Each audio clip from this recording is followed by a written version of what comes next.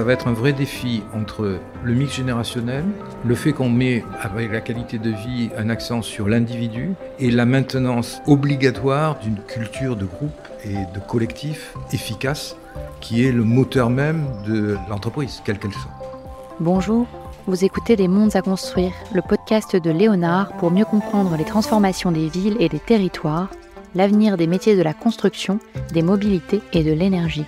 Dans cette deuxième saison, nous nous intéressons aux risques émergents auxquels pourraient être confrontés les métiers de la construction et de la gestion d'infrastructures dans les années à venir. Quels sont ces risques et de quoi parle-t-on concrètement ? Quels sont les enjeux pour les différentes parties prenantes ? Mais aussi quelles sont les conséquences à anticiper dès maintenant pour protéger l'avenir. Dans ce troisième épisode, nous avons le plaisir d'accueillir René Amalberti, professeur retraité du Val-de-Grâce, docteur en médecine et en psychologie cognitive et actuellement directeur de la FONCSI, Fondation d'intérêt public pour une culture de la sécurité industrielle. Il a consacré sa vie à la sécurité industrielle dans différents secteurs. Nous échangerons ensemble sur le sujet de la qualité de vie au travail et notamment sur les problématiques suivantes. Quelles sont les tendances en matière de qualité de vie au travail et qu'est-ce qui peut être mis en place pour accompagner les transitions qui se jouent aujourd'hui, mais aussi quels sont les risques et les challenges en matière de leadership et comment peut-on s'y adapter au mieux. Bonne écoute. Bonjour René Amalberti. Bonjour. Aujourd'hui, nous faisons face à de fortes transitions, notamment environnementales et technologiques. Comment cela impacte la relation au travail et la qualité de vie au travail de manière générale ? Le monde change, ça sera une évidence pour tous ceux qui écoutent. Il change dans les technologies, mais il change aussi dans le rapport au travail. Et le Covid a été un marqueur de plus qui a profondément accéléré cette transformation. On a aujourd'hui des gens qui travaillent, qui veulent concilier beaucoup mieux leur vie privée avec leur vie professionnelle, qui ont donc plus d'exigences dans ce qu'on appelle la qualité de vie. Et ça se comprend dans une société qui a beaucoup évolué. Et évidemment, ça dimensionne aussi beaucoup d'efforts qu'il faut faire à l'intérieur de l'entreprise pour s'adapter. Et justement, comment doit-on ou peut-on repenser la qualité de vie au travail dans ces conditions que vous venez d'énumérer ?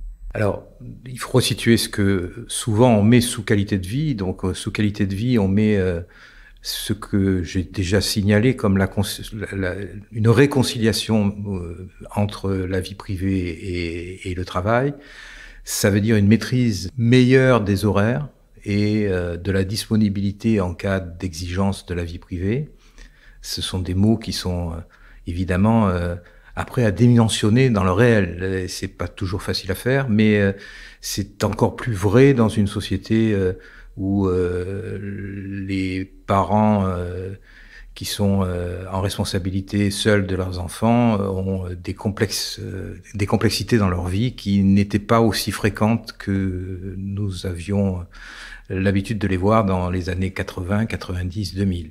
Et comment les sociétés, les industries peuvent s'adapter au mieux ? Alors, évidemment, il y a une offre qui peut s'installer, qui prenne en compte cette qualité de vie. Elle est maintenant dans beaucoup d'entreprises comme un vecteur dont peut-être on parlera plus tard, qui conditionne bien plus que la qualité de vie, mais qui conditionne l'attractivité de l'entreprise et donc une dynamique d'emploi et d'engagement dans le travail. On peut jouer sur un certain nombre de registres, les horaires, les jours travaillés à distance versus les jours travaillés sur place. Donc évidemment, c'est une des grandes entrées. Elle ne s'applique pas, c'est un peu inégalitaire aussi, parce qu'elle ne s'applique pas à tous les travailleurs de la même façon. Il y a ceux qui peuvent être à distance et ceux qui ne peuvent pas. Donc c'est une première articulation qu'il faut savoir gérer dans toutes les entreprises.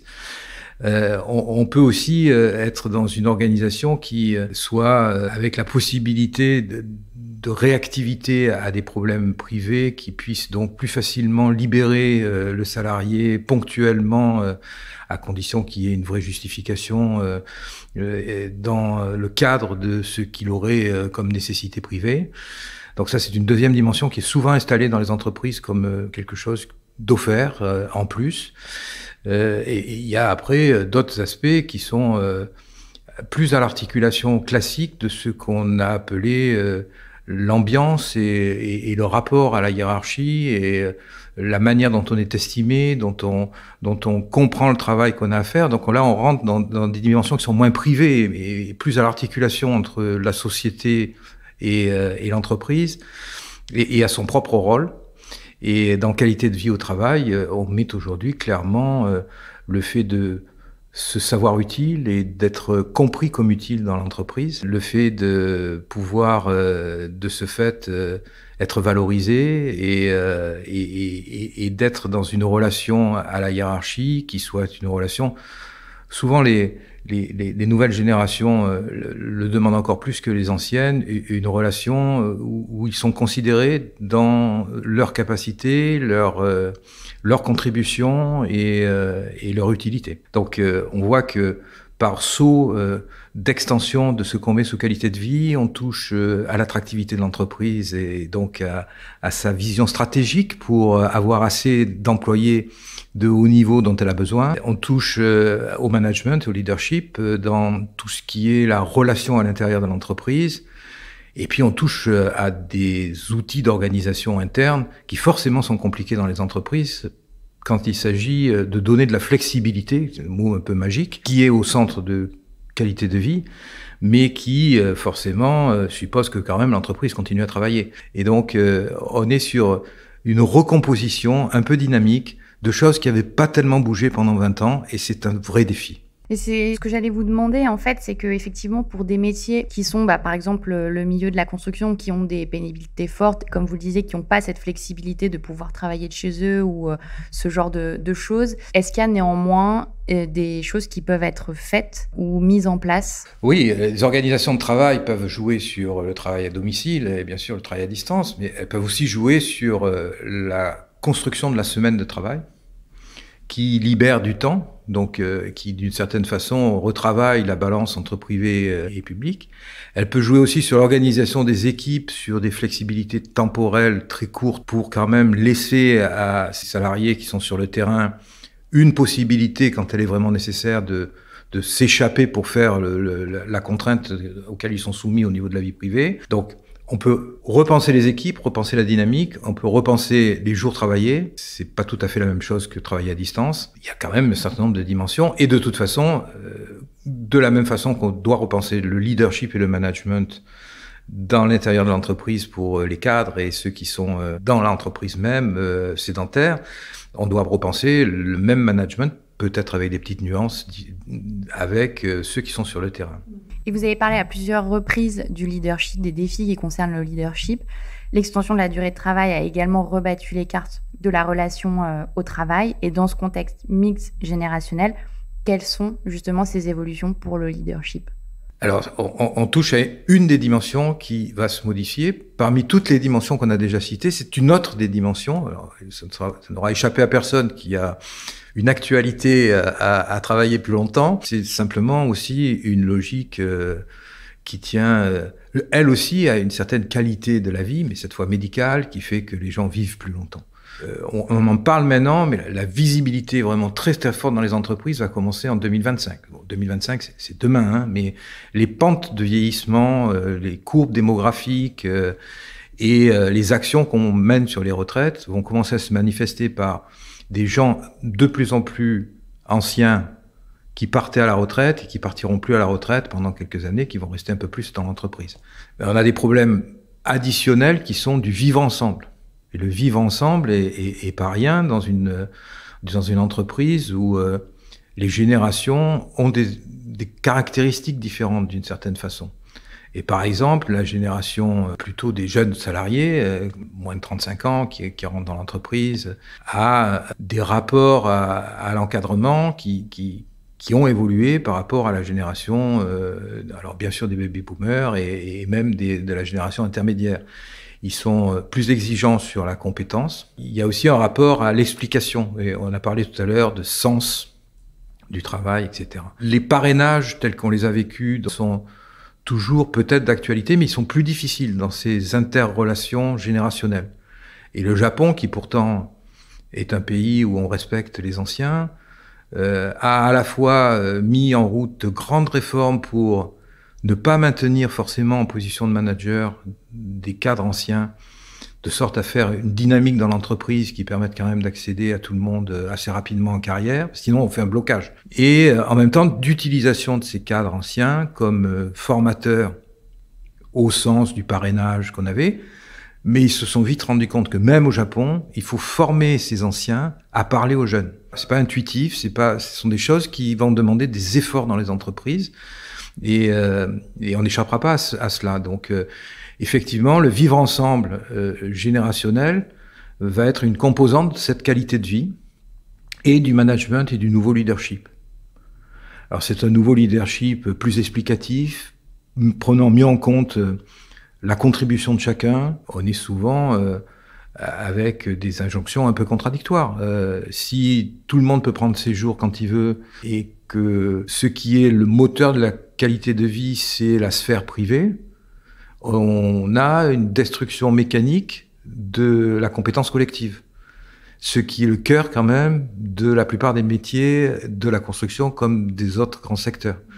Donc il va falloir quand même faire une attention extraordinaire à maintenir cette compétence collective, ce travail de groupe. Là, il faut sans doute aller chercher sur étagère des éléments qui touchent à la culture de l'entreprise et à cette espèce de modus que tout le monde pourrait partager. Il va falloir que tous s'engagent sur l'entreprise d'une certaine façon et sa sécurité, mais aussi ce qu'elle veut construire. Il faut pas perdre de vue qu'il y a quand même une entreprise qui veut avancer.